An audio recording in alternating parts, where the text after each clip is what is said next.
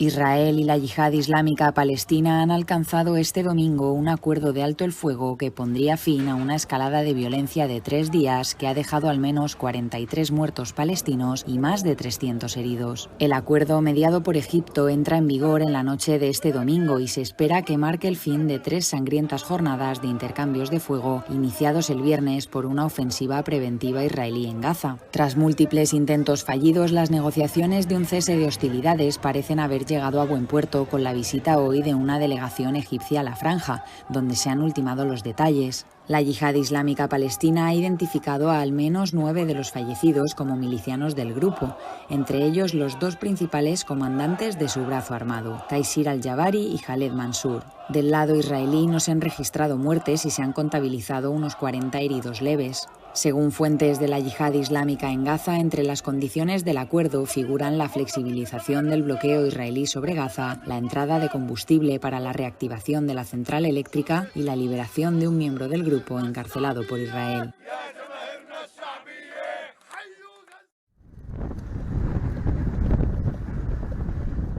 Mais 4 navios com grãos ucranianos partiram.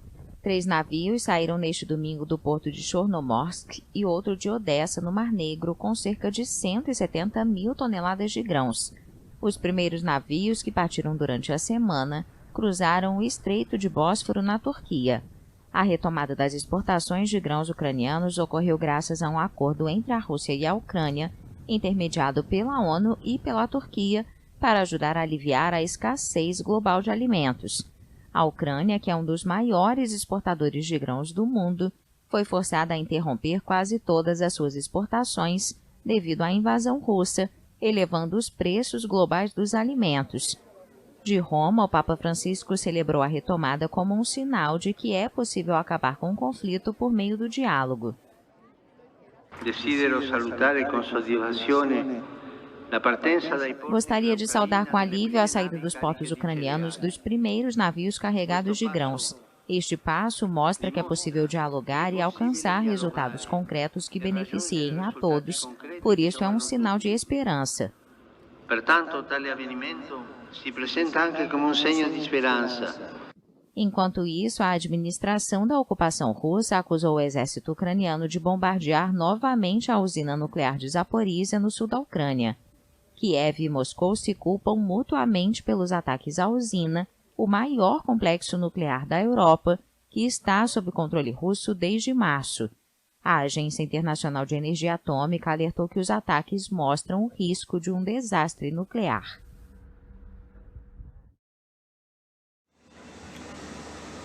A China estaria simulando um ataque a Taiwan.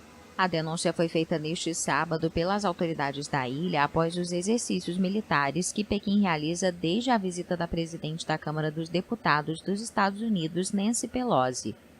Taiwan tem um governo autônomo democrático, mas a China o considera parte de seu território.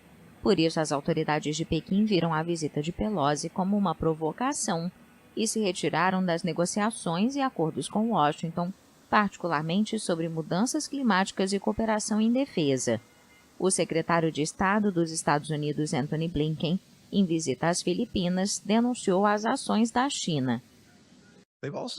Eles também suspenderam toda a cooperação climática com os Estados Unidos. O maior emissor de carbono do mundo agora se opõe ao combate à crise climática. Suspender a cooperação não pune apenas os Estados Unidos, mas todo o mundo, particularmente o mundo em desenvolvimento.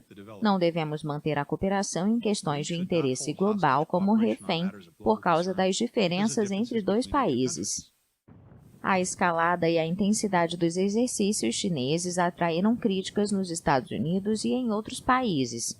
A Casa Branca convocou o embaixador chinês em Washington na sexta-feira para reclamar das ações de Pequim. Em uma declaração conjunta, Blinken e os ministros das Relações Exteriores do Japão e da Austrália pediram à China que encerre as manobras, mas Pequim disse que também vai realizar um exercício de tiro real no sul do Mar Amarelo, localizado entre a China e a Península Coreana. Japón tiene una responsabilidad histórica en la cuestión de Taiwán. No debería estar realizando declaraciones irresponsables contra China. Japón ha elegido ignorar la violación de los Estados Unidos a la soberanía de China, criticando a las víctimas de la ofensa y defendiendo a los infractores. Distorsiona lo correcto y lo incorrecto y confunde blanco con negro. Resultará inútil generar tensión con la cuestión de Taiwán para contener el desarrollo de China y socavar la reunificación pacífica de China. China ha convocado al embajador de Japón para pedir explicaciones sobre el comunicado conjunto del G7. Desde China sostienen que sus acciones, que han incluido ejercicios militares de fuego real en aguas cercanas a la isla china de Taiwán, fueron dirigidas a salvaguardar su soberanía nacional y su integridad territorial. Beijing también convocó a un diplomático canadiense sobre el comunicado del G7. A su vez, se instó a Canadá a corregir sus acciones sobre la cuestión de Taiwán inmediatamente. CGTN en español. A China anunciou nesta sexta-feira 8 medidas em protesto pela viagem da presidente da Câmara dos Representantes dos Estados Unidos, Nancy Pelosi, a Taiwan, incluindo a suspensão da cooperação bilateral em diversas áreas. Foram suspensas a cooperação sobre repatriação de imigrantes ilegais, assistência judicial criminal, controle de drogas, combate ao crime transnacional e conversas sobre a luta dos dois países contra a mudança climática. O Ministério das Relações Exteriores chinês também informou o cancelamento das ligações telefônicas entre os líderes dos comandos militares e das reuniões de trabalho entre as pastas de defesa das duas potências e as do Mecanismo de Consulta de Segurança Marítima Militar. Além disso, a chancelaria chinesa anunciou hoje sanções contra Pelosi e seus familiares mais próximos por desconsiderar a preocupação e forte oposição da China à sua viagem a Taiwan e por minar a soberania e a integridade territorial do país asiático.